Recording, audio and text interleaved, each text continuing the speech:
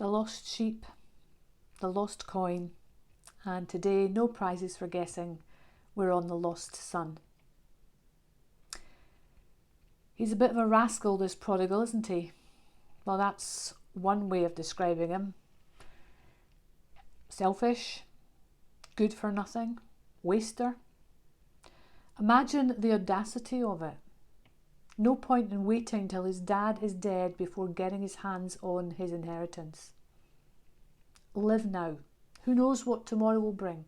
Life's too short to have a big bank balance. I wonder if that's a thought we can relate to. Well, it wasn't cash in the bank that this young man was after. The inheritance that the young son wanted was his share of the land and the livestock. A third of everything that the father owned went to the youngest son by Jewish law.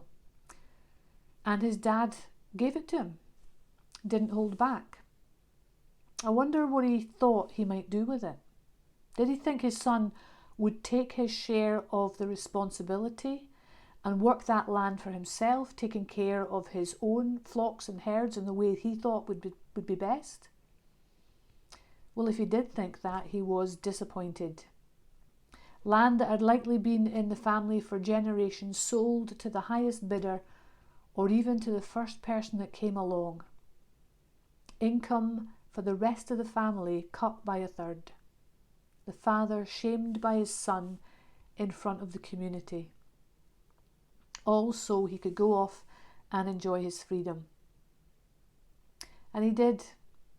He had a great old time. Did everything that he wanted to do. No holds barred. And the money ran out. Squandered it all. And famine hit. And in the story he finds himself forced to work, not to get himself back on his feet, but just to survive. And barely. Working out in the fields for someone else, but not with cattle or goats or sheep, but with pigs. And for someone with his Jewish heritage, that was a big no-no. Pigs are considered ceremoniously unclean for Jews to touch. And these pigs are being better fed than he is. No one cares that he's starving. No one lifts a finger to help. Well, he deserves it, doesn't he? Got what was coming to him. Stupid little upstart. Doesn't give a bean for his family, only out for himself. Serves them right after all he's put them through. That may well have been our train of thought if we'd been around in his home village when the news finally reached him of what had happened. It may also have been the kind of thoughts that went through the mind of the older brother. The one who stayed at home, working in the fields, day after day, loyal to the family, fulfilling his duties as a good son. For those of us who've been around church for a while, this is likely a story that you're very familiar with. And if you're not, then I encourage you to read the whole passage in Luke chapter 15, verses 11 to 32. Today, in our Bible reading, we only read to the part where the younger son comes to his senses and decides to go to his father. He realizes what he's lost, recognizes that he has to go home with a completely different attitude. And it's not one of entitlement, but one of gratitude. And he recognizes that he needs to commit to serving and helping his father out of that attitude of gratitude. In describing the son's inner thoughts, Jesus gives us a wonderful picture of what it looks like to repent. It's a word that seems to have fallen out of fashion, but it simply means to recognize when we've messed up, to know that change is needed, and to turn to God and say sorry and commit to a humbler walk, being prepared to listen and do what's required. And what do we get in return?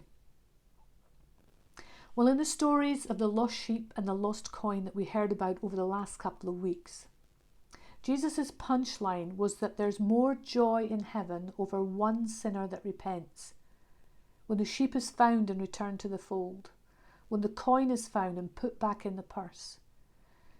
There's rejoicing in heaven over the sinner that repents and becomes part of God's family.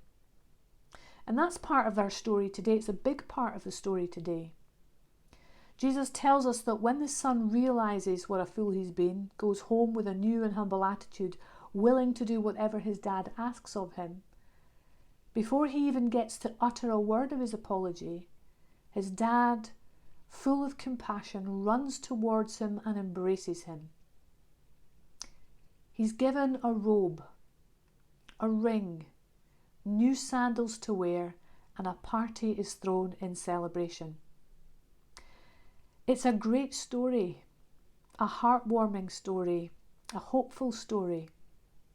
And while it is just a story, it reveals the truth of the heart of God for his children. God is not about wanting to punish.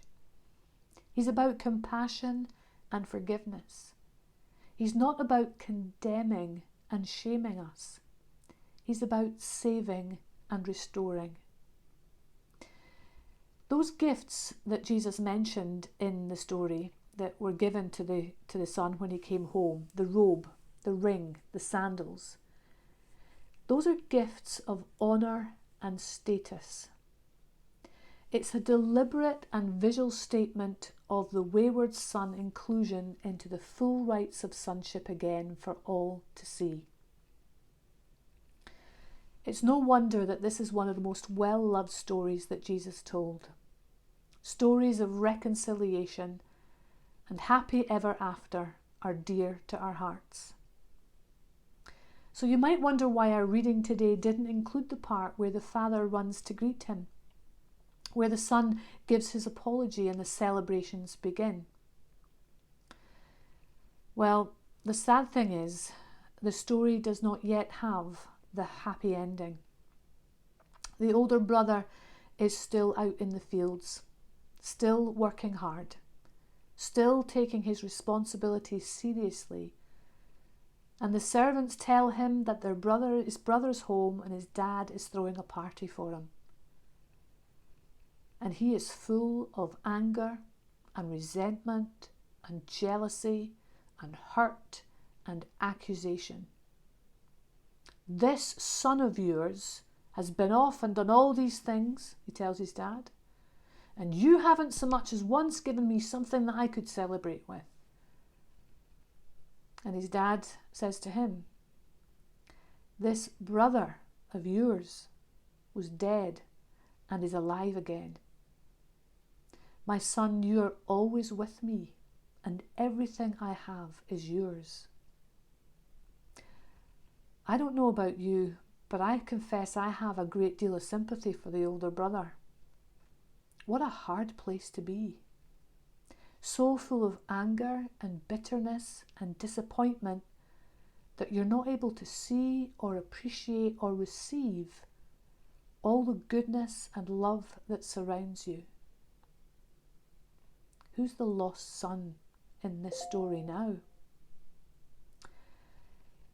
And that's the point of the story that's the point of the story that Jesus is telling for his listeners. For the Pharisees, who were the loyal, dutiful, hard-working, regular worshippers in the temple, but who had a pretty stinking attitude about the work that God was doing. Jesus is telling them that God's love has no limits.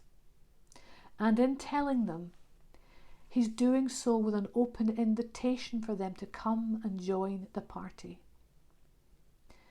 Jesus ends his story not telling us if the older brother went into the party.